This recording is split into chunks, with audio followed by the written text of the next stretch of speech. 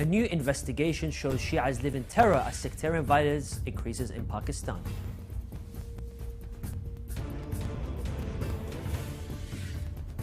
India expands its war against Muslim women.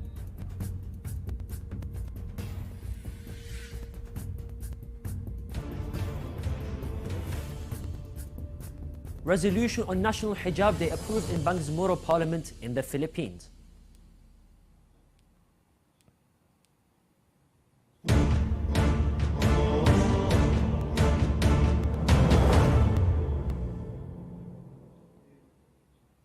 Assalamu alaikum wa rahmatullahi wa barakatuh, dear viewers. This is Yunus Dawood and you're watching Shia Waves live from Imam Hussein TV 3. Dozens of Afghan migrants in Islamabad on Monday said they have protested for more than 3 weeks in front of the Society for Human Rights and Prisoners' Aid office. However, the United Nations High Commissioner for Refugees, the United Nations, has not paid attention to the living conditions of the migrants in this country so far. The protesters claim that the United Nations Pakistan has failed to review their immigration cases as they have not heard back from the UN refugee agency since they sought asylum for Society for Human Rights and Prisoners' Aid. Operations to facilitate the registration process of migrants in Pakistan under the umbrella of the United Nations Human Rights Watch. Since the Taliban's return to power in August 2021, thousands of Afghans fearing their safety and that of their families moved to neighboring countries including Iran and Pakistan. Some Afghan migrants registered asylum requests with other Western countries' embassies with the United Nations office in Pakistan. Others entered the country through illegal channels. These Afghan migrants are now facing serious issues in crisis in Pakistan. The growing inflation and high price of living, and worst of all, the uncertainty, have overwhelmed them to a great extent. Sectarianist-based violence in Pakistan has not only led to Shias being killed, it also led to their exclusion from positions of power. Doctors, businessmen, teachers and others are constantly targeted by extremist groups. More details in the following report.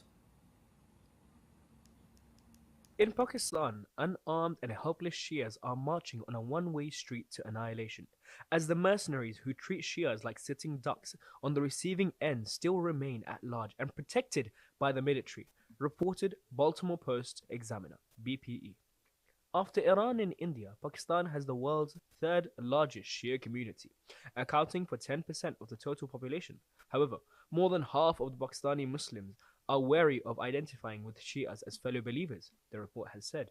Shias feel more vulnerable to prejudice and persecution as perception shifts, and as a result, Shia killers feel more confident attacking them. Shia assassinations were not uncommon prior to the establishment of Pakistan, but they became more frequent and severe during and after the Afghan war. The report stated further, adding that the Pakistani army trained and recruited many anti-Shia individuals for the Soviet-Afghan war. Canada's International Forum for Rights and Security reported that over 4,000 Shias were reportedly murdered for their religious beliefs between 2013 and 2021. The Washington-based United States Institute for Peace said that 3,800 Shias were murdered between 2000 and 2013, with 325 of those killings occurring in 2012 alone. Terrorist organizations such as TTP, Jaish-e-Mohammed, Lashkar-e-Islami, and Ansar al-Islam, which have access to military weapons, add fuel to the fire during attacks on Shias, stated the report. Adding that Mustagul, a member of Harakatul Mujahideen and the Al-Qaeda-linked International Islamic Front, was among the terrorists involved in the Shia attacks in Qurram.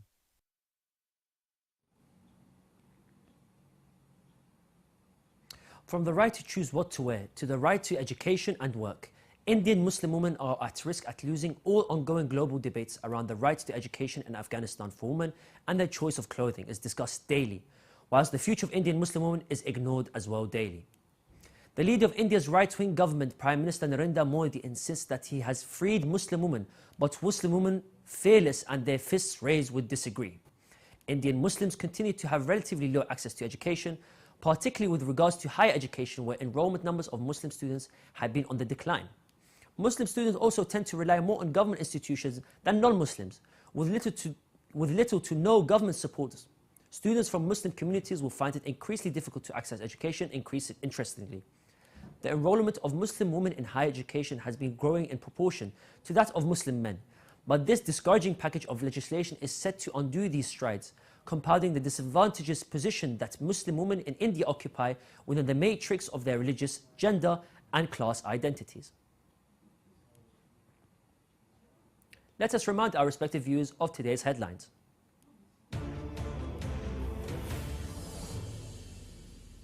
Afghan refugees protest in Islamabad against United Nations failure to review their cases.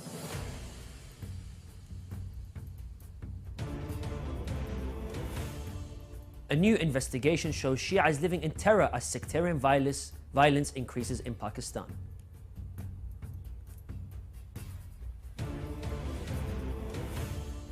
India expands its war against Muslim women. Also tonight, UN Human Rights Chief calls on all nations to abolish the death penalty.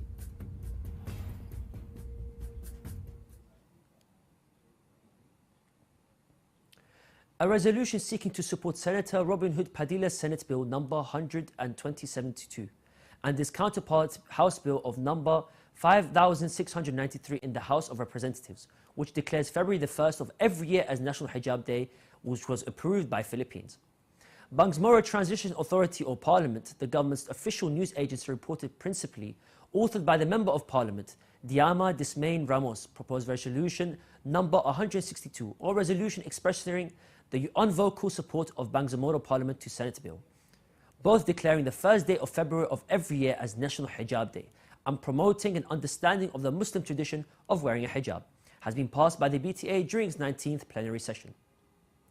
The legitimate intent of these bills in both chambers of Congress is to resolve discrimination, oppression, misunderstanding and misinformation regarding women wearing the hijab, to promote equality and empowerment, including education and protection, as well as to cultivate a culture of peace, inclusivity, unity amidst diversity and other stuff. The enactment of National Hijab Day is a legislation for peace and unity and understanding. However, National Hijab Day is not just a piece of legislation, but an affirmation and acceptance of the way of life of Muslims, said MP Diamala Ms. Dispain Ramos.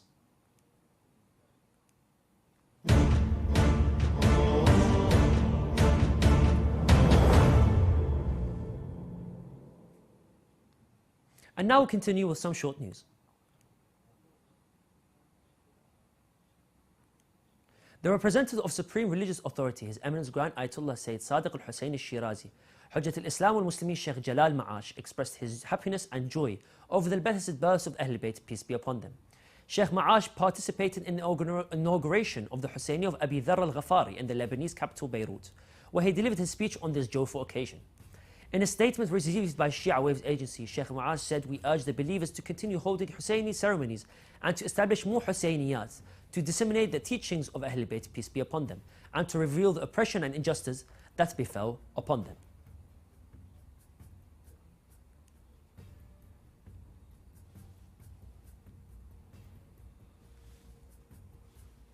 As spring draws near, the Misbah al-Hussein Foundation for Relief and Development, which is affiliated to the Office of Grand and Religious Authority, His Eminence Grand Ayatollah Sayyid Sadiq al-Hussein al-Shirazi, distributed clothes to 170 needy and orphan families in the holy city of Karbala. Baha al-Abidi, an official in the organization, said that the organization continues to collect charity from the believers in order to provide those families with their basic needs. The technical employees of the maintenance department affiliated to Imam Hussein Holy Shrine installed partitions in the holy courtyard as part of the plans laid ahead by the massive Mid-Sha'ban pilgrimage. In a statement of the media department received by Shia Waves agency, the officials at the Holy Shrine said these partitions are installed to organize the movement of the pilgrims and to prevent any possible stampede. A new report released by France 24 has found that many foreign domestic workers in Saudi Arabia are forced to work in terrible conditions, often with abusive employers. However, they are trapped because of the system that ties their working rights in the country to the employer. A video posted on YouTube in late 2022 shows about a dozen veiled women standing in a room together. The women are asking for help, most of them speaking Swahili. One of the women in the video said that there are domestic workers who are trapped in Jeddah in Saudi Arabia after fleeing their employers. Many of the African women who travel to the Gulf states to work as domestic workers find themselves caught in terrible working conditions. One of the reasons for that is the problematic kafala system, whereby foreign workers must be sponsored by a local employer, meaning that their legal status in the country is tied to that person. UNICEF Executive Director Catherine Russell yesterday concluded a 2-day visit to Turkey, where she met with children and families affected by the powerful earthquakes that hit southeast Turkey and northern Syria earlier this month. Russell said that across earthquake-affected areas, 2.5 million children need urgent humanitarian assistance. UNICEF has so far reached nearly 277,000 people, including over 163,000 children, with life-saving supplies, including hygiene kits, winter clothes, electrical heaters, and blankets. UNICEF, through its partners, has also reached over 1,980,000 individuals with psychological first aid and recreation activities in affected areas and other cities. The death toll of the earthquake that hit Turkey and Syria in February has surpassed 50,000, with millions left in urgent need of assistance.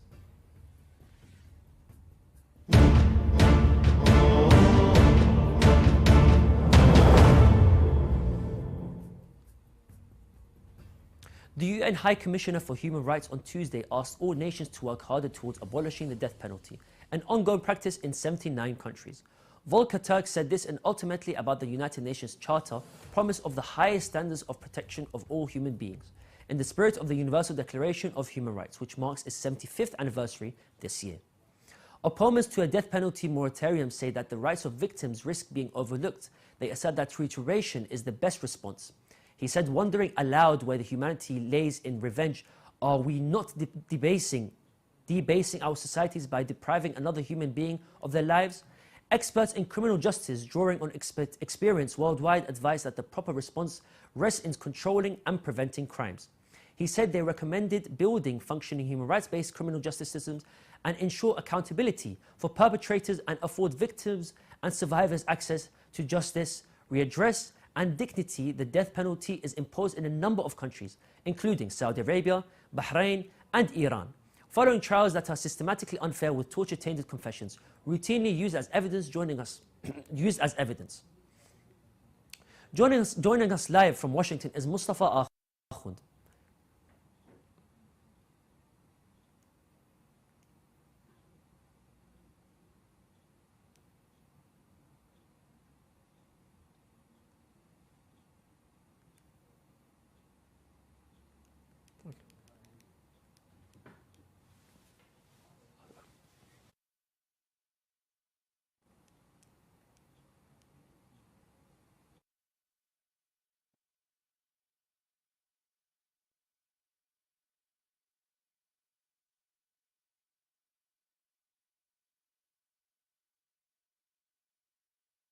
Can you hear me? Assalamu alaikum, dear brother Mustafa Akhund, the head of the Shia Rights Watch. Assalamu alaikum.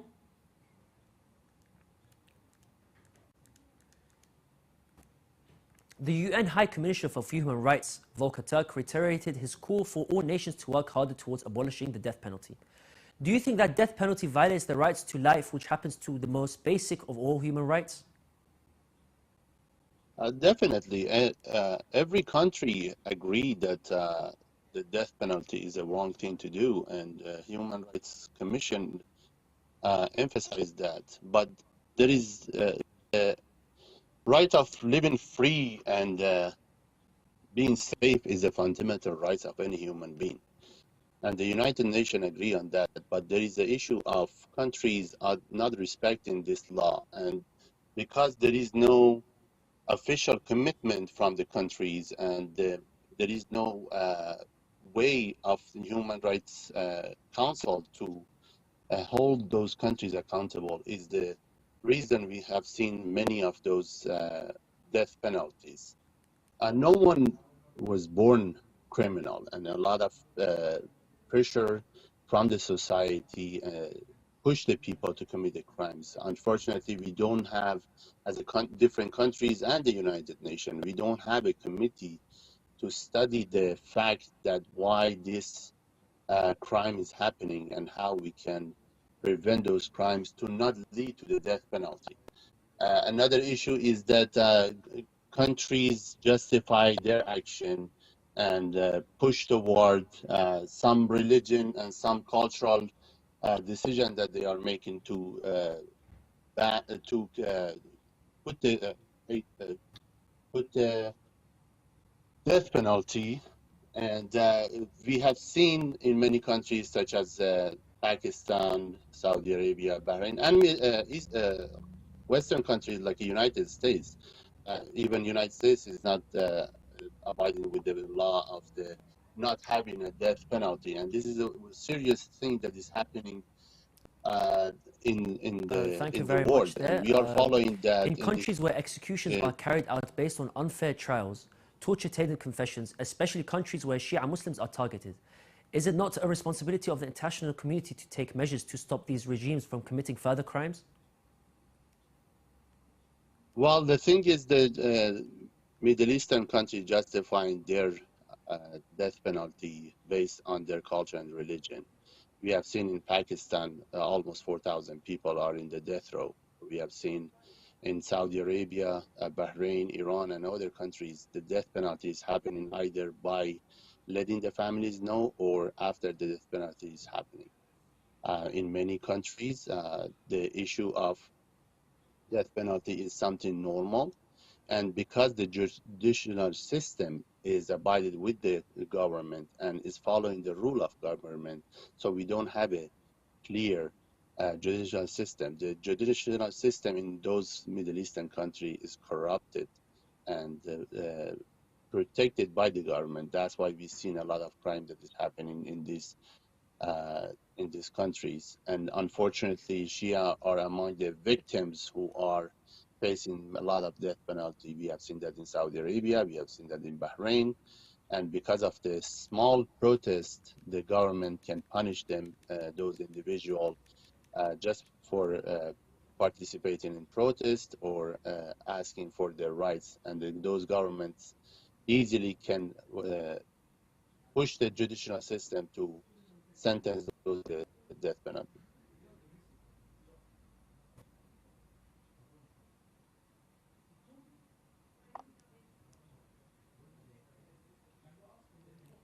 Thank you very much there, Brother Mustafa Akhund, joining us there live from Washington. We have reached the end of today's Shia Waves show. Let's remind our viewers of today's headlines.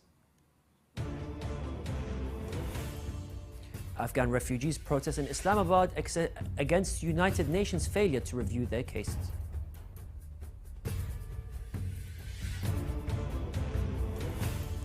A new investigation shows Shias live in terror as sectarian violence increases in Pakistan.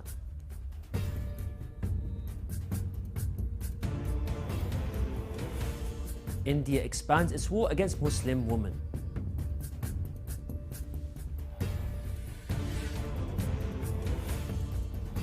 Resolution on National Hijab Day approved in Bangsamoro Parliament in the Philippines.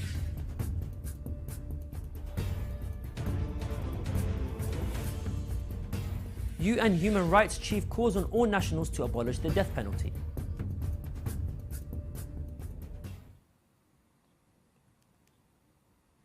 You can view the latest news on Shia Waves website. You can also send the news of your city or country to be published on our news agency.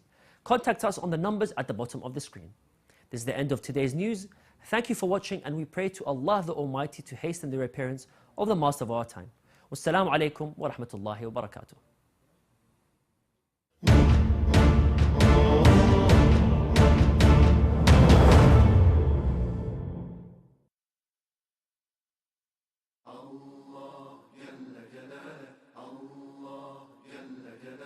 ولله الأسماء الحسنى